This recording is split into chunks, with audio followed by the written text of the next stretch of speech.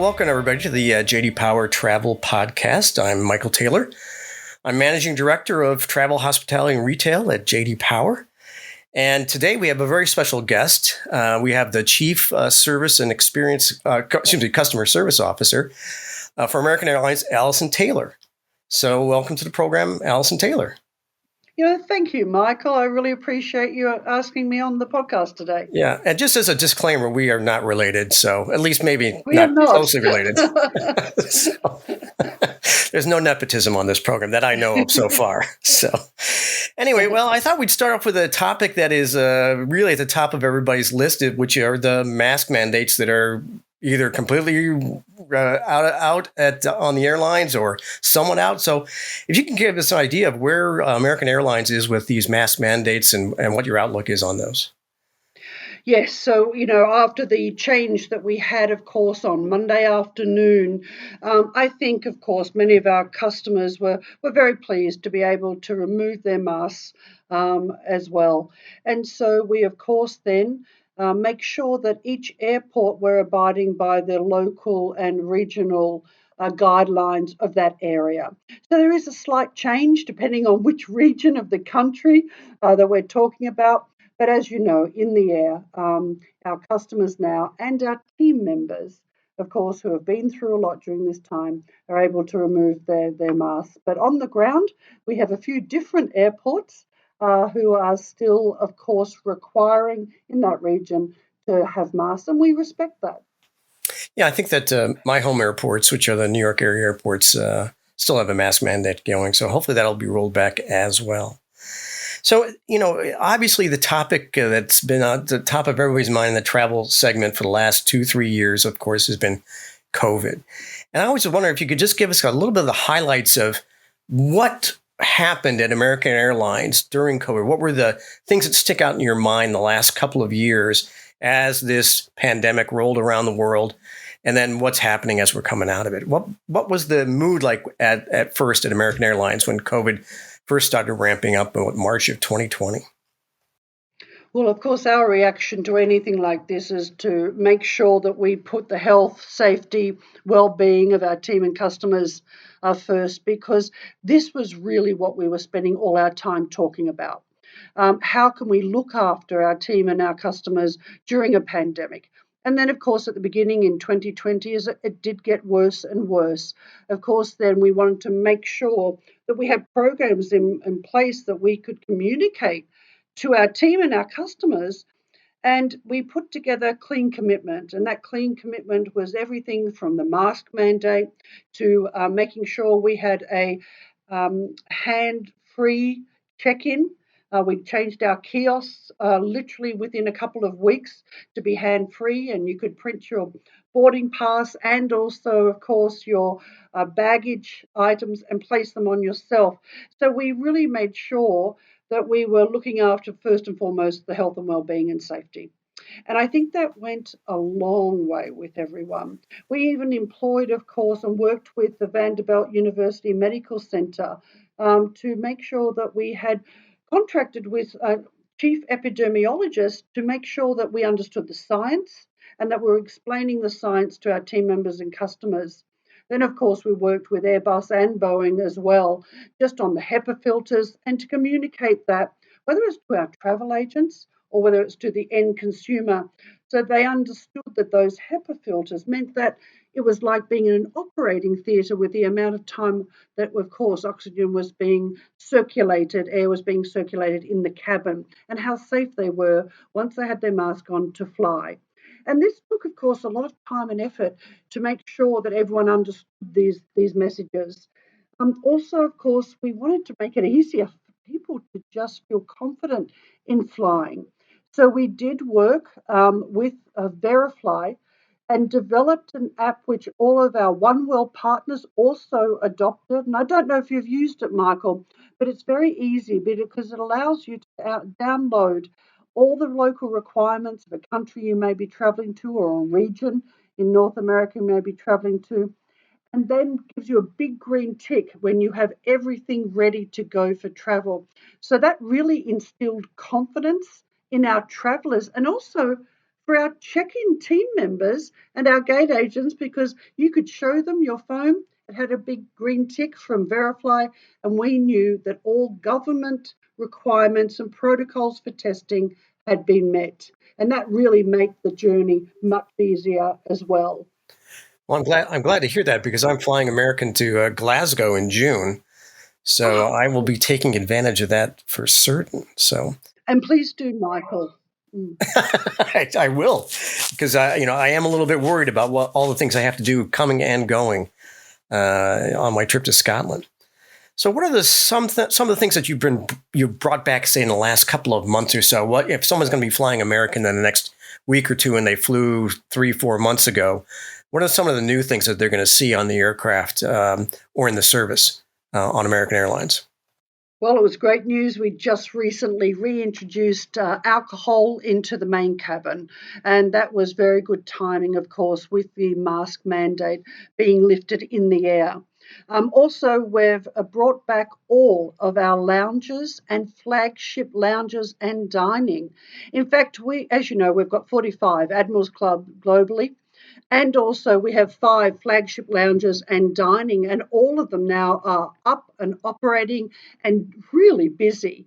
And what we've also introduced so that people have a safe haven from the concourse is making sure they can buy a day pass to the flagship or the lounges as well.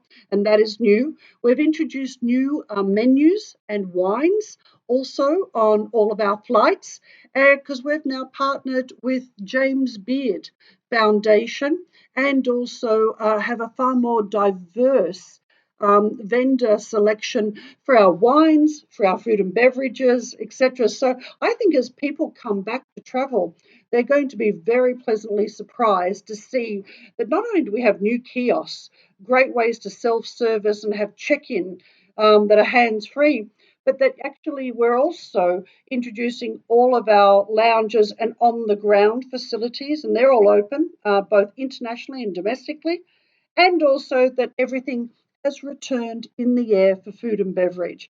So even our food for purchase has now started back, and which is great because we're looking at a very strong summer ahead.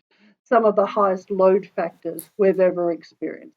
Yes, and we also see that on our side, on the JD Power side, in the data that load factors are high, and then we're going to be, I believe, shifting very quickly from cancellations into the cost of a ticket and whether someone can actually get a seat on an aircraft as we go through the summer travel season. So, speaking of which, the other, that's summer travel season, of course, means leisure travel to a lot of people.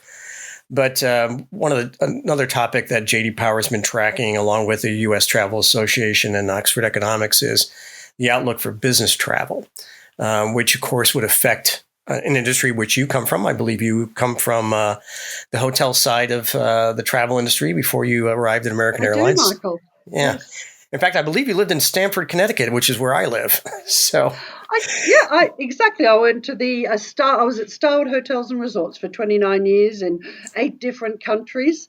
As you know, they move you around a lot, of course, in the hotel room. And I lived up in New Canaan, Connecticut, and work each day in Stamford, where you are, Michael. Yeah, I'm right just south of North Stamford. So New Canaan is just a stone's throw or a rugby football kick away from from where I am right now. So. It's a beautiful part of the world, isn't it? But the topic, to get back to the topic, sorry, we're old home week here at on the JD Power Travel Podcast. Business travel. What is American Airlines forecast for business travel as we move through the rest of this calendar year? Yeah, so during the pandemic, surprisingly, we had many small to medium-sized businesses that still traveled. They needed to travel for their business.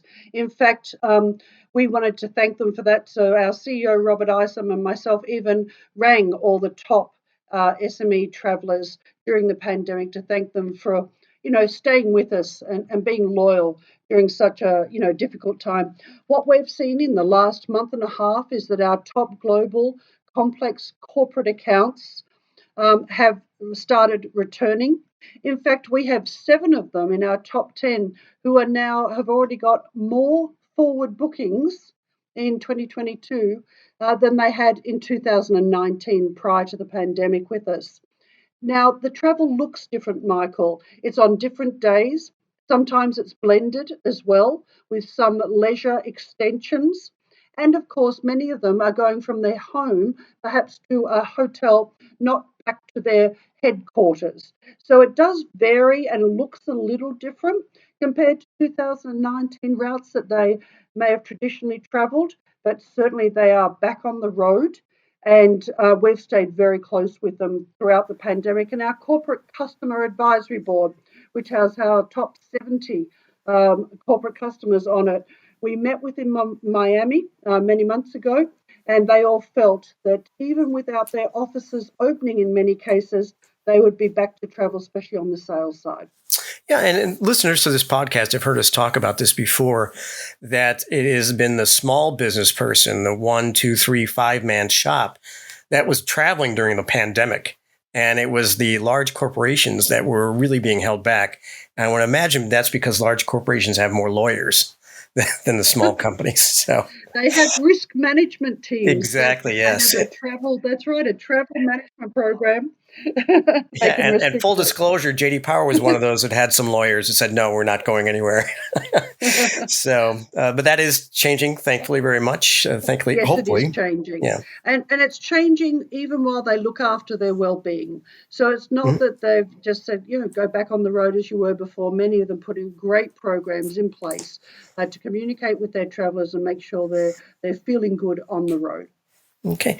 What changes are coming to the American Airlines fleet? Everybody has plans to purchase aircraft, but if you could just give us a kind of a preview of what American Airlines fleet is going to look like in the next few years.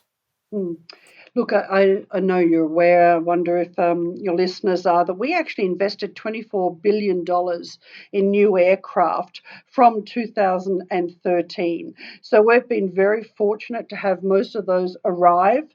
And also, of course, we really accelerated a modernization of our fleet overall. And during the pandemic, a good thing actually, we retired over 100 of our older aircraft. So we do have a new young fleet, especially compared to our competitors.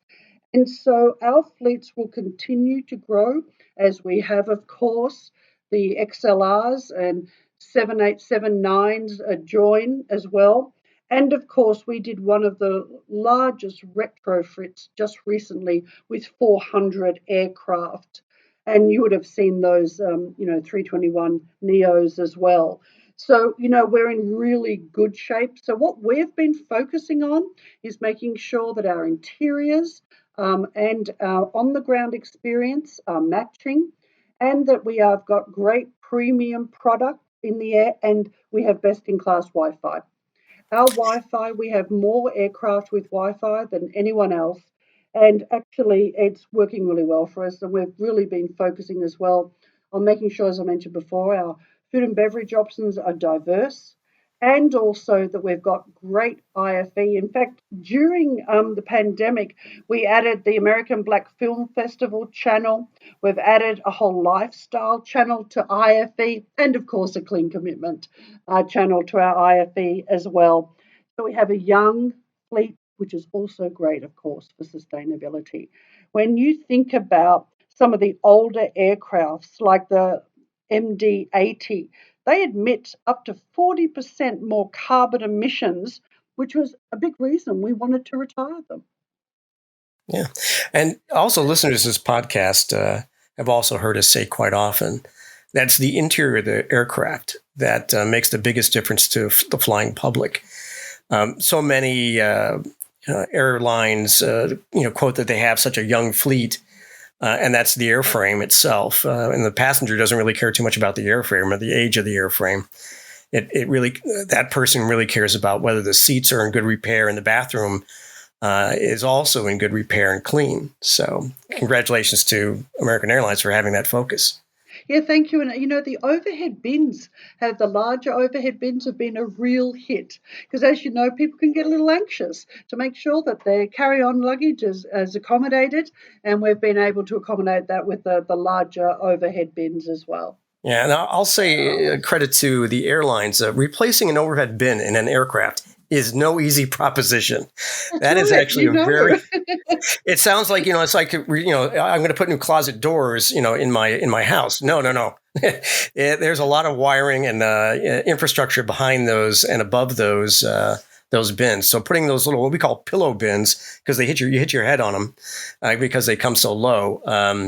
Passengers really do like those. We see a big uptick in satisfaction in the J.D. Power studies when an aircraft is retrofitted with those bigger bins that we can put the rollerboards on the side.